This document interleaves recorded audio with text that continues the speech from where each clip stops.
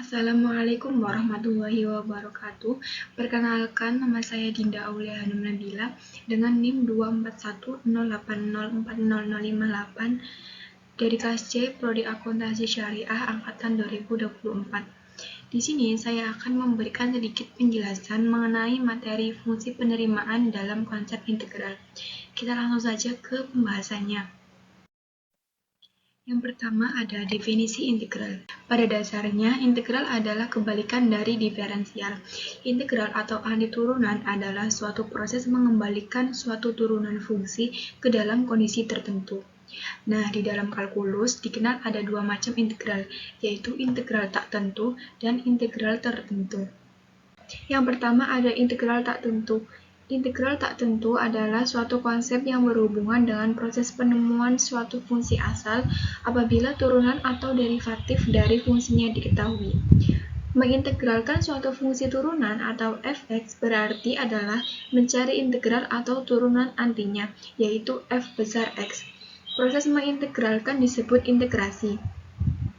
Bentuk umum integral dari fx adalah integral fx dx sama dengan f besar x ditambah k, di mana fx dx ini adalah diferensial dari f besar x, dan f besar x ini adalah notasi fungsi asal, sedangkan fx ini adalah notasi fungsi turunan, dan k ini adalah konstanta pengintegralan yang nilainya tidak tertentu.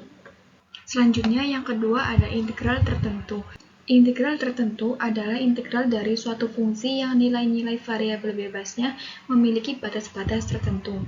Integral tertentu digunakan untuk menghitung luas area yang terletak di antara kurva Y sama dengan fx dan sumbu horizontal min x dalam suatu rentangan wilayah yang dibatasi oleh x sama dengan A dan x sama dengan B. Bentuk umum integral tertentu adalah integral fx dx sama dengan hasilnya adalah fungsi asalnya. Nah, perbedaan dari integral tertentu dan integral tak tentu adalah kalau integral tak tentu itu batasan-batasan nilai x-nya tidak ditentukan. Tetapi kalau di integral tertentu, batasan-batasan nilai x-nya sudah ditentukan dari A sampai B. Notasi integral fx dx dibaca integral fx untuk rentang wilayah x dari A ke B. Karena A lebih kecil dari B, maka A dinamakan batas bawah integrasi dan B disebut batas atas integrasi. Yang selanjutnya ada penerapan integral. Yang pertama adalah fungsi biaya, yang kedua adalah fungsi penerimaan, yang ketiga ada surplus konsumen, dan yang keempat ada surplus produsen. Nah, penerapan integral yang akan kita bahas di video kali ini adalah fungsi penerimaan. Oke, kita langsung saja ke pembahasannya. Fungsi penerimaan. Penerimaan total atau revenue adalah hasil kali jumlah barang yang terjual dengan harga barang per unitnya. Penerimaan rata-rata atau average revenue adalah penerimaan yang diperoleh dari per unit produk yang terjual. Lalu, penerimaan marginal adalah penerimaan tambahan yang diperoleh dari bertambahnya satu unit produk yang terjual. Oke, kita langsung ke rumusnya. Yang pertama ada penerimaan total atau revenue sama dengan FQ, di mana Q ini adalah quantity atau jumlah barang yang terjual. Lalu yang kedua ada penerimaan marginal atau marginal revenue sama dengan R aksen sama dengan DR per DQ sama dengan F aksen Q, di mana Q adalah jumlah barang yang terjual. Lalu yang ketiga ada penerimaan total, tak lain adalah integral dari penerimaan marginal.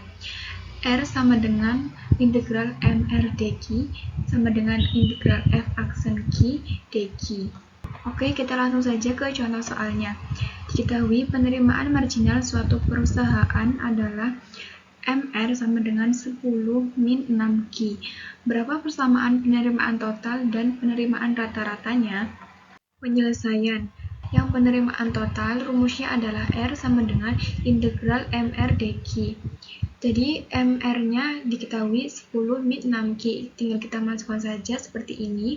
Selanjutnya kita akan menaikkan ini pangkat Q-nya. Di sini Q-nya pangkat 0, kita tambahkan saja dengan 1. Lalu penyebutnya juga sama, ditambahkan 1.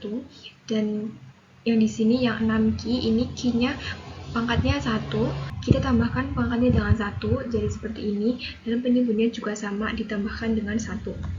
Kemudian ketika dijumlahkan hasilnya adalah 10Q min 3Q pangkat 2. Lalu kita ke penerimaan rata-ratanya. Di sini rumusnya AR atau average revenue sama dengan R dibagi Q. Sudah kita ketahui R-nya adalah ini ya, 10Q min 3Q pangkat 2. Kita tinggal masukkan saja 10Q min 3Q pangkat 2 dibagi dengan Q. Lalu hasilnya adalah 10 min 3Q. Jadi penerimaan totalnya adalah 10Q min 3Q pangkat 2 dan penerimaan rata-ratanya adalah 10 min 3Q. Oke, mungkin itu saja yang dapat saya sampaikan. Mohon maaf apabila ada kesalahan dalam penulisan atau penjelasan materi. Sekian dari saya. Wassalamualaikum warahmatullahi wabarakatuh.